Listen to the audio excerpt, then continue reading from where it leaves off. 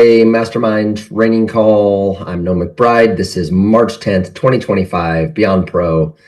And we're pumped today. Last week was the retreat up in Coeur d'Alene, leadership retreat. And today we're going to be doing a little bit of recap, highlights of that, things we learned, if you were there, sharing about some of your favorite parts, and looking at what we can get out of that. There was so much inspiration. There was so much education. There was so much recreation. So I think everybody's probably a little tired, hopefully recovering now, but super inspiring. What do we do with all of this? Oh, the excitement. Let's get it directed into action and put, these tools to work. So over the next week, month, year, we're really incorporating everything we can from what we learned and, taking this, our businesses, our door knocking, our skills, our install ratios, everything to the next level. So, I'm just going to kick it off with a couple of words. And basically what I did is I made a lot of notes. I got not a whole notebook, but I got pages of notes. When I come to something really good, when I'm making notes, I like to make notes by hand when I'm at an event versus like typing on my phone. I don't like typing that much, but I put a star by, something that whenever I get to it, I feel like it was a golden nugget. We had the keynote speaker, Brian Parsley. He said that sometimes he was going to give us what he calls a bomb, BOMB, which is a burst of, I think it was major brilliance. So that was it. You're right. Burst of major brilliance. So whenever I get a burst of major brilliance, I put a little star. So I went back through my notes. Everywhere I put a star, and I basically put all those into a new set of notes, which is what I have for us to look at today.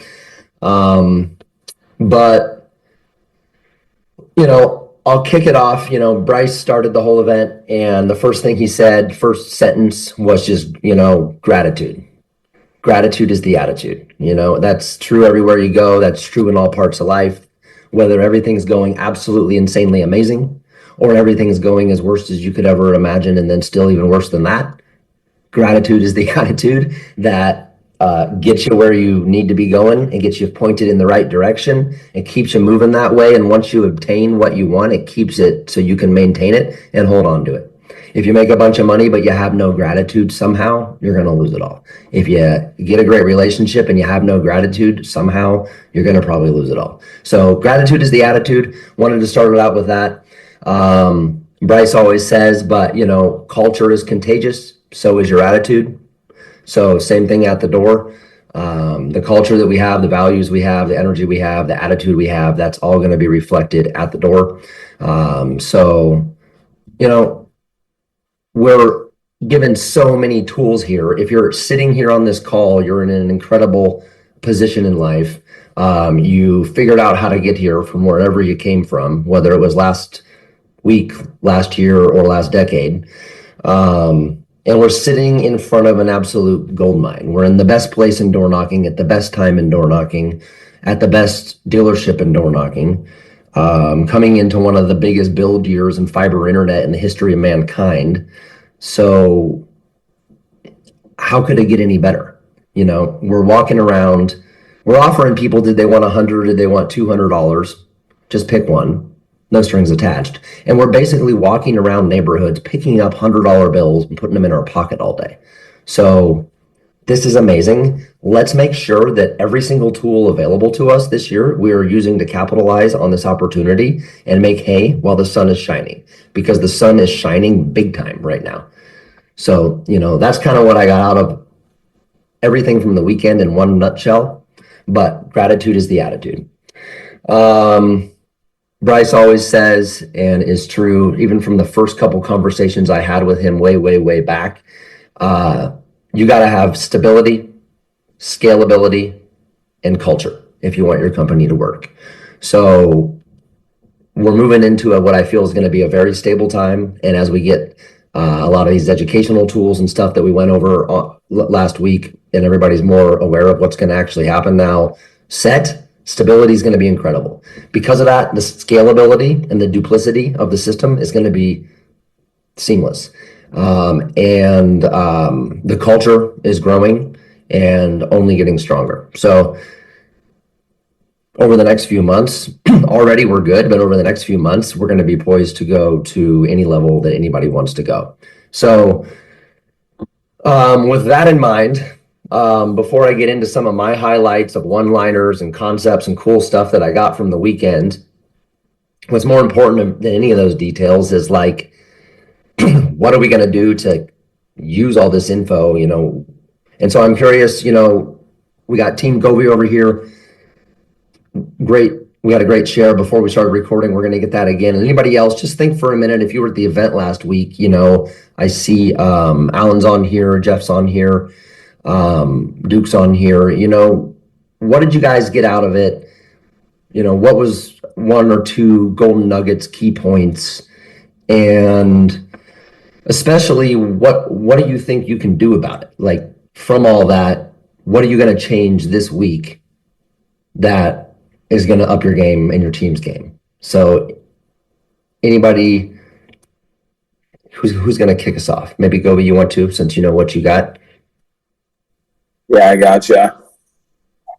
Just to recap on what I said, and just to recap on one of the things you said, the gratitude line. I remember what Brian's friend JJ always says: "No matter what, best day of my life." And I think with this company, I've been in the industry for 10 years. I've been knocking doors consistently, and I've been to tons of event cons. I've seen amazing speakers like Derek Jeter speak over the years, and I'm telling you right now, nothing touched what this leadership retreat this weekend was. I think that the overall knowledge that I was able to obtain was great. I got a lot of great one-liners like yourself, but I think the coolest thing to hear and see was everybody's origin stories of how they got about coming to door. It's very humbling. I think that Beyond Pro is a company that's got a lot of people that I'd almost say were underdogs, and now they're, I guess the idea is you've never made it, you always keep progressing, but in a lot of ways they've made it. In a lot of ways they've been in better positions than their life originally had plans for them, and I think that's huge, and I don't think there's many companies that could offer something like that. Just to share a very, very brief story, how I found Beyond Pro. I was over at Sisu Fiber, which was my old manager from Vivint. He is my manager for 8 of the 10 years. And when I came to Bryce, I was having well over $8,000 worth of commissions withheld from me. I had bills piling up, and I approached Bryce with not a whole lot of expectations, just more like, hey, what's this opportunity like? And within 5 minutes of talking to Bryce, I knew this is the place I wanted to be. So. Absolutely. Yeah. And to me this week, it was just like everything I ever hoped was just driven home even more than I thought it would have been, like I didn't, you never know how it'll go. And yeah, I've been to these things for years, and I can just totally echo the same thing. Every single talk, every single speaker, every single line, every single thing was like just pure gold. 100%. Yeah. So I got to thank Bryce again, because, from the last leadership retreat where we're all huddled in his office, I did not expect that. I'm like, holy shit. Totally. Me too. Hey, Noam, could I share a couple things, man? Please. Yeah, let's do it. Awesome. Thanks, Gobi. Go ahead. So 2 things that I wanted to share. This is Trey. But first was, I loved what Sam taught us about being a 1%er and recruiting. It sounds like Sam, I know his downline is massive, and I didn't realize that he was in Idaho near Rexburg, where every one of their moms recruiting. And so the way he shared that he's able to do that is he goes, stop approaching people like you're recruiting them. Approach them like, hey, how can I help you? How can I treat you like a human and not look at you like dollar bills? And he shared about how he's like, when you meet people, just show them that you're genuinely interested in getting to know them. If they're having a rough day or they're kind of, a-holes, just, hey, it looks like you're having a rough day. Hope everything's okay. And then he's like, just start making friends with people. He's like, then they'll eventually start asking you, hey, what do you do for work? How can I work with you? which I thought was kind of unique because it's the opposite of what in my brain I hear of when I think recruiting. Um, and I like how he said, create daily KPIs for yourself. And because I know myself, I don't do that at all. So that was kind of cool. And the second thing I wanted to share that I thought was huge was when Nick B took the stage and talked about finances. I was like, oh, this is going to be a boring speech. And I like Nick B. I know him. I've known him for years. But the big thing is he talked about have three buckets of, bank accounts. And he said in the first one, you want to put it as an emergency bucket. You want to put $1,000 to $3,000 that you can save in there. And he goes, that's bucket number one, emergency. Bucket number two is short term, which is 3 to 6 months worth of your bills. And then the other one, the third bucket is your long-term bucket. And he said, don't move on to the certain buckets until the first one is filled, which is the mistake I've always made in my life is I'll have all these bank accounts and, I'll randomly put one here and here. And he goes, no, first fill your emergency bucket, put $1,000 to $3,000 in there in case, shit hits the fan or whatever. And he goes, until you fill that up, don't move on to the next bucket or the next account. And then that one, like, again, 3 to 6 months worth of bills, fill that up. And then the third one, your long term, he called it your no touchy. That's the investment account. Let it build interest. And so just having that level of basic, hey, this can help you at any stage in life, whether you're 20, whether you're 35 or 40. There's no, it's never too late. And so me being almost 40, it was kind of cool seeing that simple breakdown. And I just thought that was kind of neat and super, super valuable. 100%. That's on my list of the three buckets for sure. Yeah, I love the finance part, and I loved having that woven into the week. And yeah, that there was a lot of review in there for me, but there was a couple of new things and just some solid reminders of like, you already knew this, but are you really doing it? And yeah, the three buckets. Because the other thing is we want to make a bunch of hay while the sun is shining, but you want to stash some bales of hay in the barn for late in the winter when there's no more sun shining, right? So don't go blowing all your hay while you're still harvesting it. Freaking start stashing it 100%. And we can even do some trainings later on some more finance stuff because there was a lot of nuggets in there. How to make sure we're paying less on taxes as 1099s than a W-2, 100%. How to make deductions. We can go into what deductions you can make, how you can make them. What I can say for now, guys, is if you aren't sure what to do about all that and there's more to it, there is. Until we can get into it deeper, just start saving the receipts from every single thing you buy. If it's a lighter, if it's a candy bar, if it's a $700 Segway, if it's a hat, if it's a new pen to keep in your vest, everything. Keep the receipt. If you're not sure what to do with it, at some point in the future, before it matters, we'll get to it, and then you'll be glad you did. Save everything for now. That's what I can tell you on that. And absolutely, the finance part is huge, huge.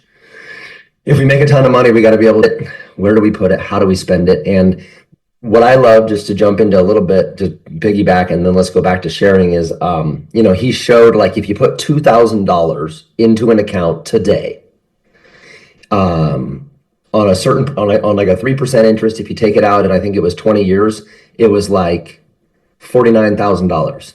If you put the same 2,000 in and you have it on 6%, it was like, I don't know, 150,000 or 190,000 or actually maybe it was like 350 or something. And then if you put it in, but it was on 20 years, it was like 1 point something million or something, right? From $2,000 because of the compound interest, guys. So hopefully by the end of this year, let's all get more, but absolutely no less than a few $1,000s into some account like that, into the never gonna touch it. Leave that thing for 20 years, especially you guys in your 20s and 30s, because all of us in our 40s are thinking, my Lord, if I had had an opportunity like that in my 20s and put $5,000 away, by now I'd be sitting on millions of dollars, guys. So if nothing else, at the end of this year, more than all the shirts and the crap and the new cars we need, what we all need is we need like $10,000 in an account that we never touch. And in 20, 25, 30 years, from just a month of work or two this year and putting it away, you're gonna be golden, right? That is huge. Huge. Yo, Beyond Pro, what's up? Is this Bryce? What's up? What up, dog? Yeah, I'll attest to everything you just said. Like, honestly, like if you think about your financial future, like we work for two reasons: one to make money today, and one to provide a future for ourselves and our loved ones. So, like, think about that for sure. Even if it's $10 a week, I'm telling you, like, you won't notice the difference if you put $10 a week in, and I don't care how much you make. So, if you make $100 a week and you put 10 of it away, you won't notice the difference. So, challenge yourself to do it. Use an app like Acorns or Robinhood or whatever it be. Just put a little bit of money into each one of it and let it grow for you.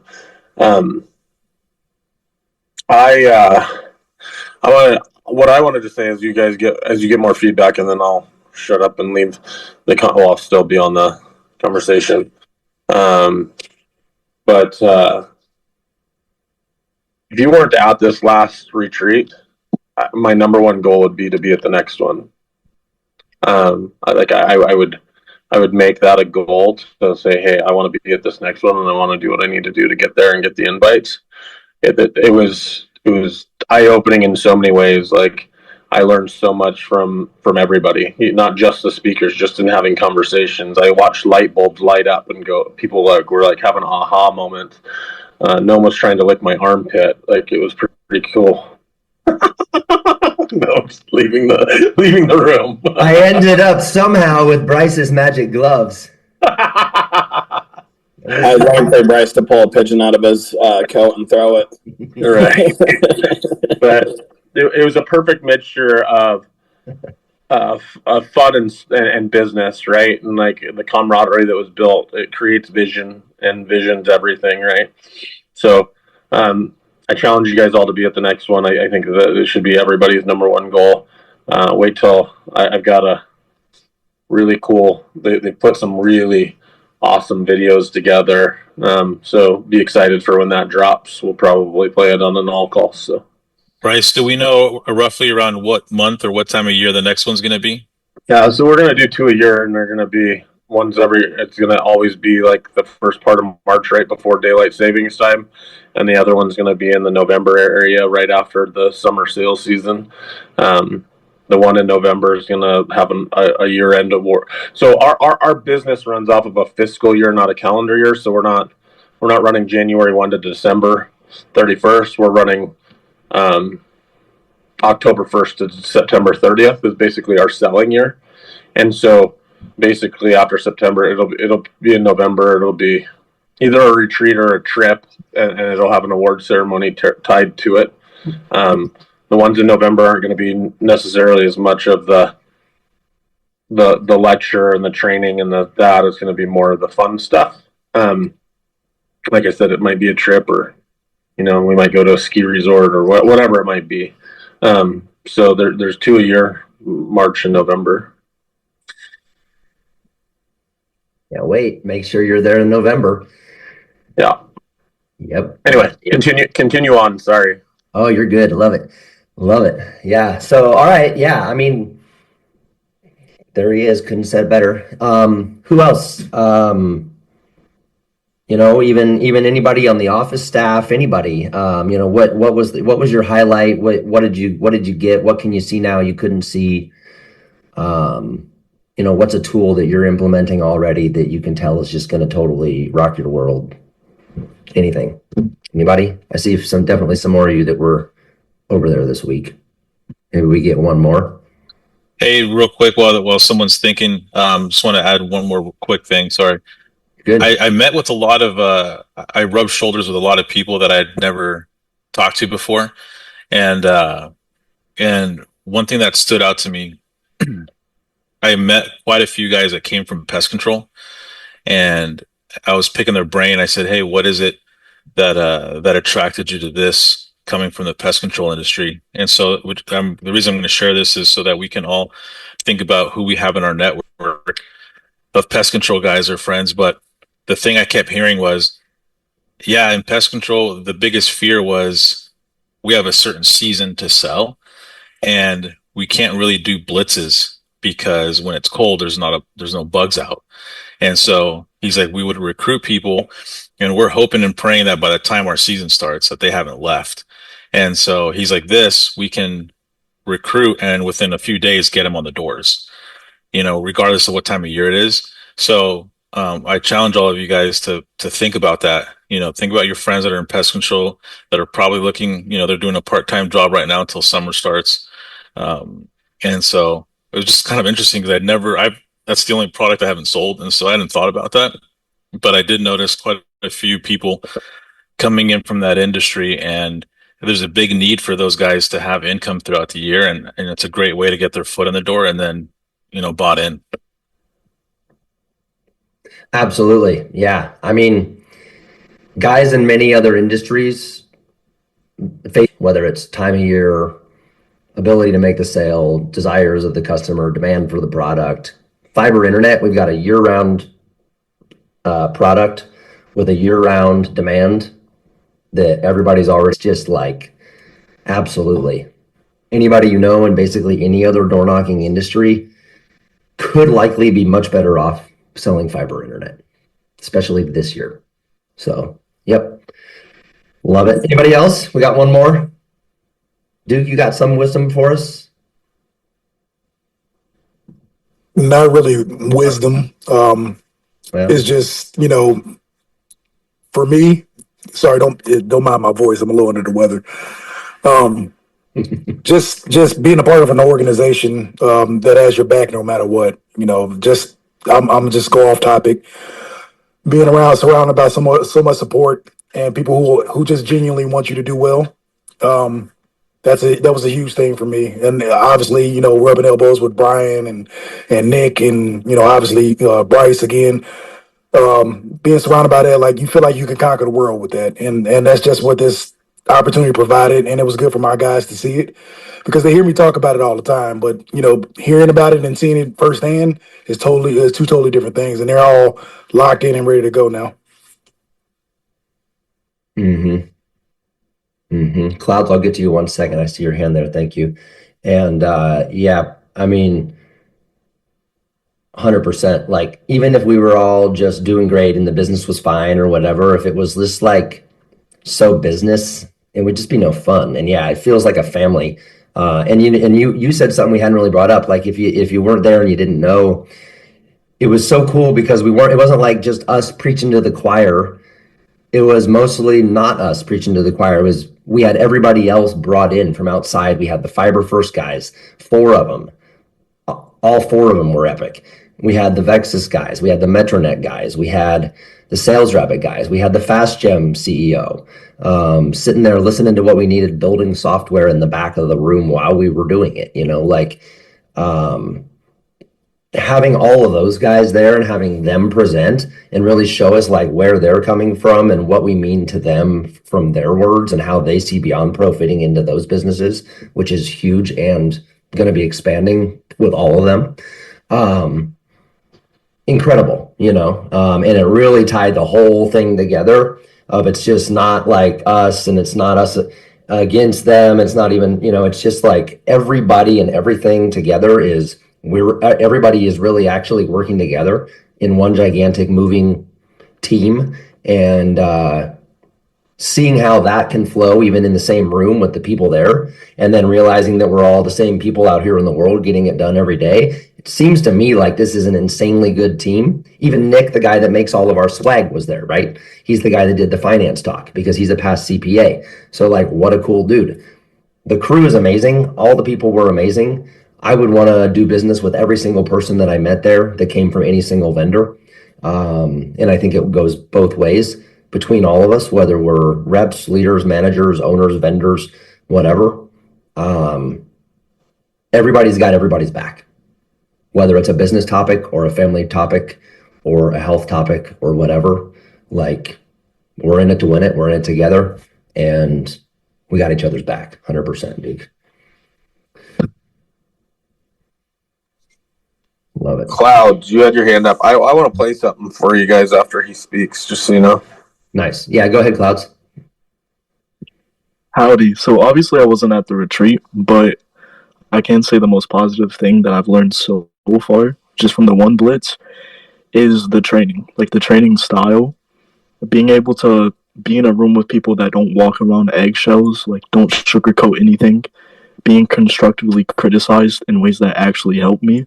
Like I went my first week I think I did like one cell the whole week, and then the second week I was doing 2-3 a day.